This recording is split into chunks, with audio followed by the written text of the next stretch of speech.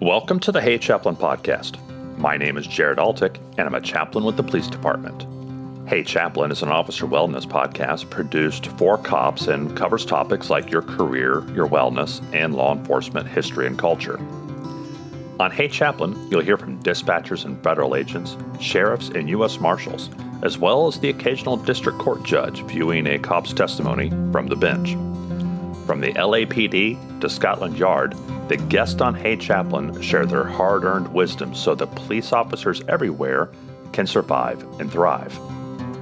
The 1980 Norco Shootout was an astonishing bank robbery turned running gun battle turned manhunt turned courtroom drama and circus.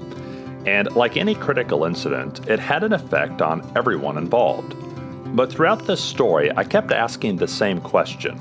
How are these officers doing now, 40 years after the deadly event? Author Peter Houlahan was in a unique position to help me answer those questions because he had interviewed almost everyone involved. And while he and I are not claiming to be the final word on someone else's mental health, I have a lot of respect for Peter's assessment as a fellow first responder who has been to his own share of traumatic calls, including ones you would know the names of. So, here in part 2 of my interview with Peter, we discuss the effects of the Norco participants both in the first few years and also decades later when he had a chance to speak to them directly for his book. We also talk a bit more about the writing and researching process. Here's Peter Houlahan. Norco was really a very modern critical incident. Modern weapons, modern vehicles, modern law enforcement, with the exception that the law enforcement wasn't very well armed and that they didn't have cell phones.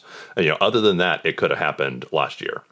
And so one interesting aspect of Norco is that it did happen 40 years ago. And so we get to see how it affected officers and departments, both macro and micro. We get to see how it affected people over decades of time. So talk to me about how the police departments and the sheriff's departments handled PTSD in 1980. The concept of PTSD has been around for a long time, whether it's battle fatigue or shell shock, but almost always attached to the military experience. 1980 was the first time the term post-traumatic stress disorder had appeared in the DSM-3, called the Reference Manual of mental conditions, as they said, that used by psychiatrists. They were just then starting to understand the spectrum of conditions and situations and events that could cause post-traumatic stress disorder and the spectrum of degrees to which it can be suffered. And they were really just then starting to apply it in a methodical and scientific way, if you would, within law enforcement organizations or organizations outside military. The agencies involved, all of them had something, but some of it was such a throwback. Mostly they tried to hand these, and I understand this, hand the officers off to the field of psychology. So many, like the Riverside sheriffs, what they would do is they would refer someone to a psychologist that they had on retainer. Now, that is very appropriate. Mm-hmm. What they did not have, and what most law enforcement did not have, were these critical incident stress debriefings, as we call them today. Right. A debriefing to sit down and see how everyone's doing, and, one-on-one or even in a group. That was not very common. You also had, like, Riverside City. The guy said, if I have an officer who's having a problem, I put him on medical discharge. Just kind of like get rid of them. Yeah. That's it. I mean, I think he wasn't trying to be mean. He just And but I'll tell you. So Riverside did not have much in place. They did have help available in psychologists who did work in this area. San Bernardino County Sheriff's Office was the most advanced, or at least had started in on the on the issue, and which is really kind of funny because and surprising because San Bernardino is known as a bunch of brawlers and gunslingers. I mean, they call that Cow County. They were a real rough and tumble force.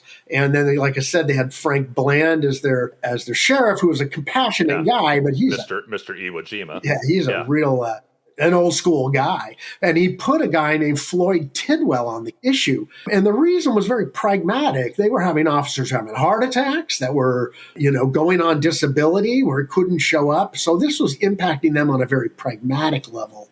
And then, of course, suicides, It's just, I'm sure you are aware of that in particular, but all of us are, we who were looking at the book and things like that. But it is interesting that San Bernardino is going to be on the cutting edge and really ahead of their time in dealing with PTSD among police officers, where Riverside, and maybe specifically Riverside City, because one of the characters transfers over from the sheriff's office to the police department, and it frankly doesn't go very well. And there's an attitude of, well, if you have any kind of mental health problems, whatever we might call it, we'd rather just be rid of you. And that only incentivizes people hiding it. And so it was a vicious cycle of this is not going well. And there were officers involved in Norco who were probably going to have long careers in law enforcement, but that single traumatic event derailed their careers. Certainly. And a lot of it was because they did not understand what was happening to them. Yeah. One thing that San Bernardino did, which is so critical and something we should all remember now.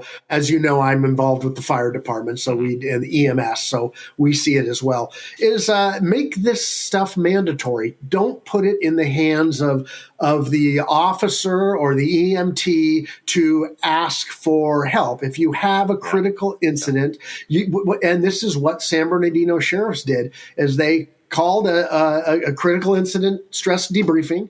They invited the other law enforcement agencies involved. So this ended up being 50 people who were involved, 50 officers, deputies involved. And they made it mandatory for their people. And then they say, and you are going to go talk to a psychologist that we have. It took it off the officer. So the officer did not have to ask for this sort of help. And the officer didn't have to make the calculus of is asking for help going to hurt my career or hurt my standing with everybody else? They didn't have a choice. They had to go get help. Yes, exactly. So they any kind of stigma or anything was immediately taken off of them. In many ways, this was not a matter of agencies being behind the times. It's agencies versus individuals. Individuals were very much either reluctant or resistant to seek the help they needed. And understand in 1980, the higher ranking officers all throughout were mostly, or many of them, had combat experience. They were out of Korea or out of Vietnam. They're like, really, in Riverside, we're going to, you're having a bad experience in Riverside? Right. You weren't, I was on Iwo Jima or, Hamburger Hill or something. So, and also the younger deputies realized that.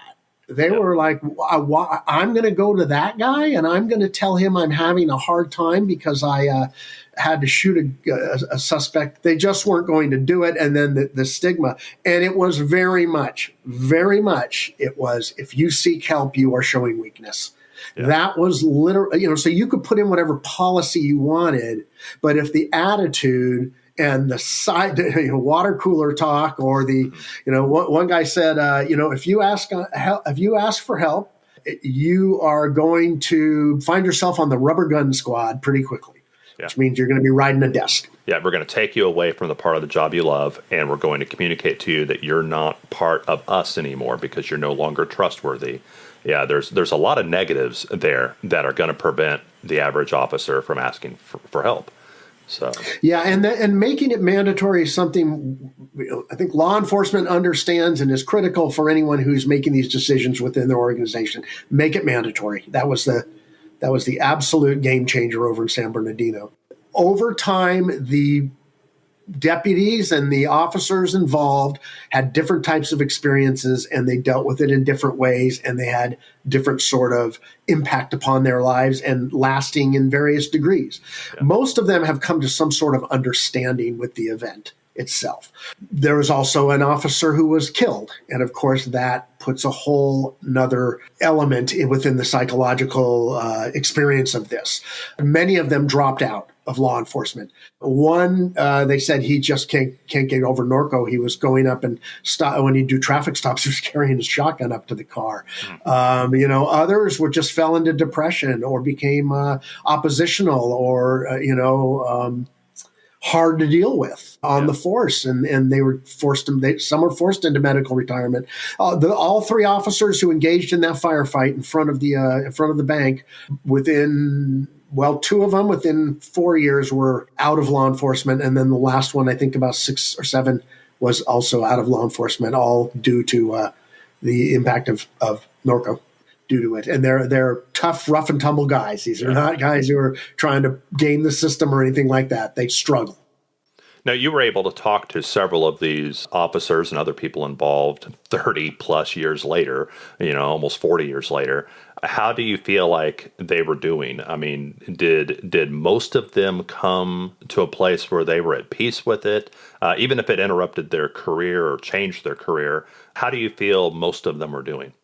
I only saw a real bitterness and someone who seemed to be very much struggling with it, or at least going through it. One individual specifically. He had been very successful in his life, and he is a happy guy, but he still harbors a tremendous amount of anger over that incident. The rest have come to some sort of understanding with it on some level. They do not seem to be tortured by it, but there is a sadness. But one thing that's very telling is they would all become emotional when talking about it.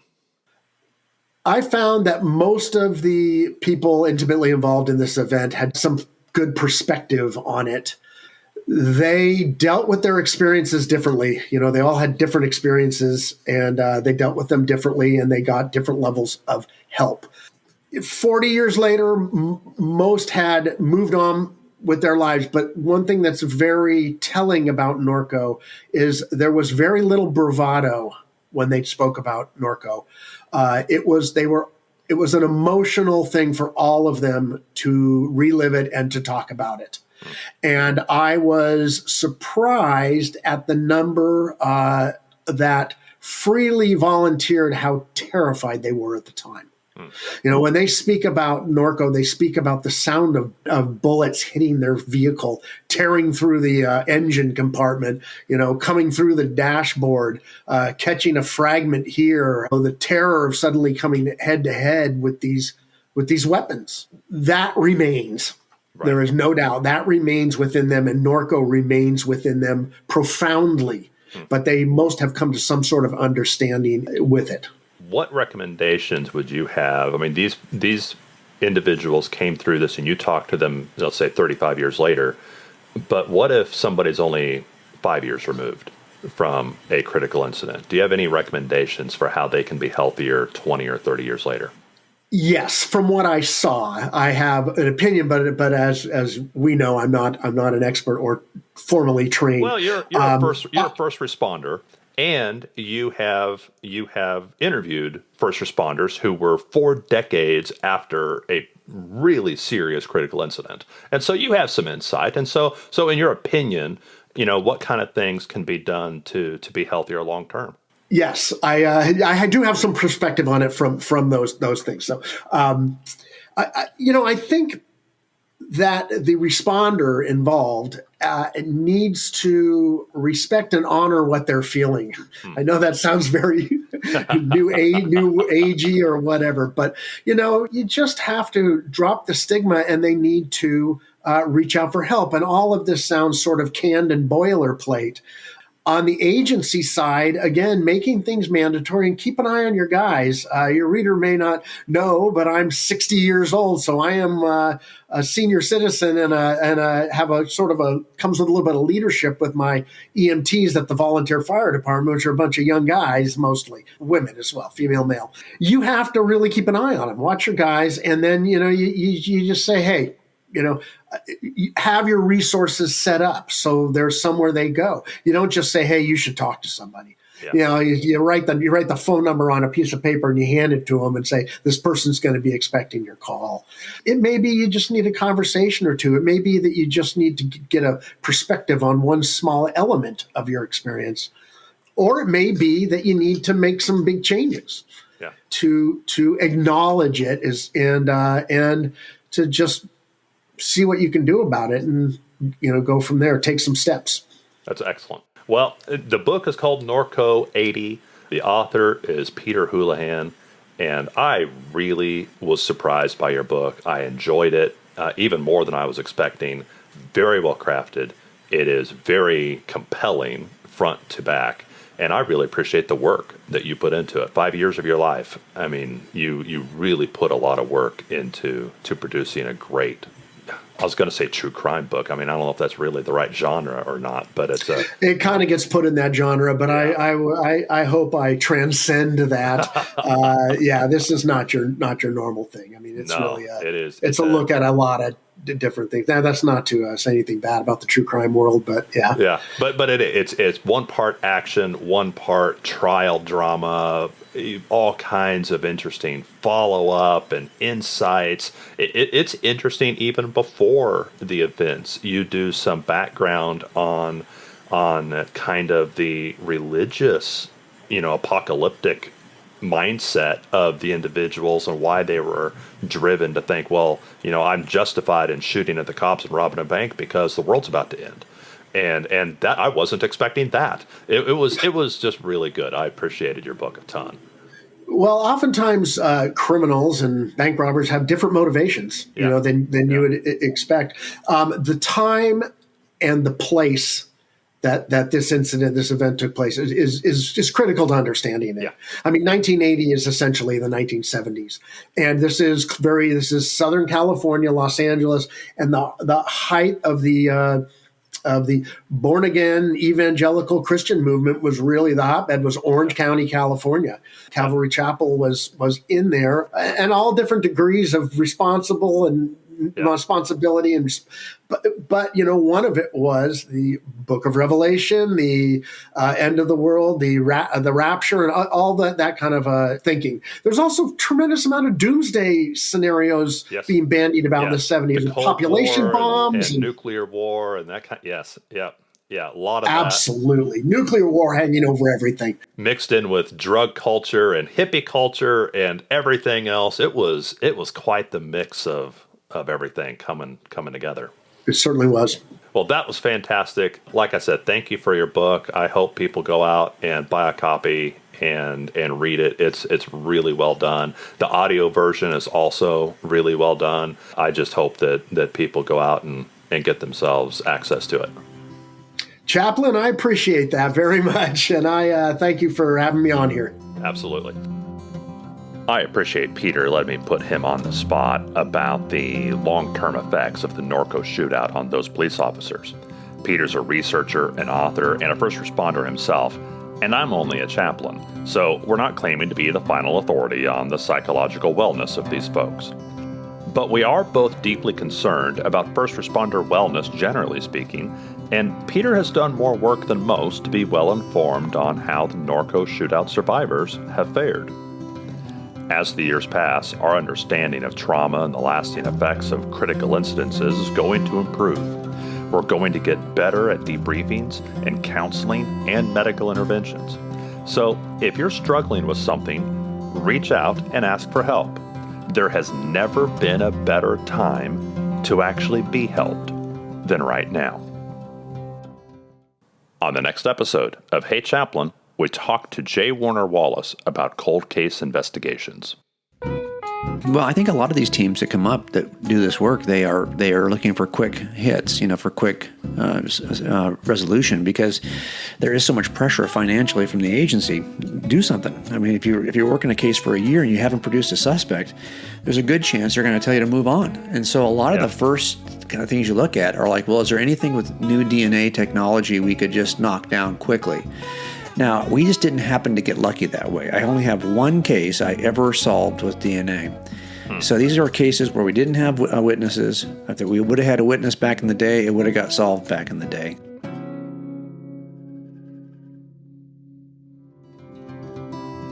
Just a quick reminder, I don't receive any money to review somebody's book or give them a positive review.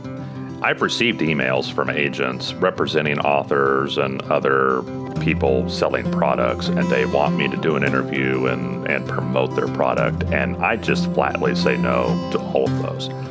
So when I do an interview about a book, I've gone out and I've bought the book, I've read the book, I've contacted the author, I've tried to draw out all of the information that I think would be particularly relevant to you as an LEO. And then if I recommend it or praise the book, it's because I actually mean it. And I'm doing that because I want this author to be rewarded for their hard work and for making a contribution that would help you. Again, not getting paid on the side, that's just not what you're going to find here at Hey Chaplain. The views expressed here are the personal views of the host and our guest and do not necessarily represent the views of any law enforcement agency or its components. If you like this episode, please share it with a cop or someone who loves a cop. Thank you for listening to Hey Chaplain, and as always, pray for peace in our city.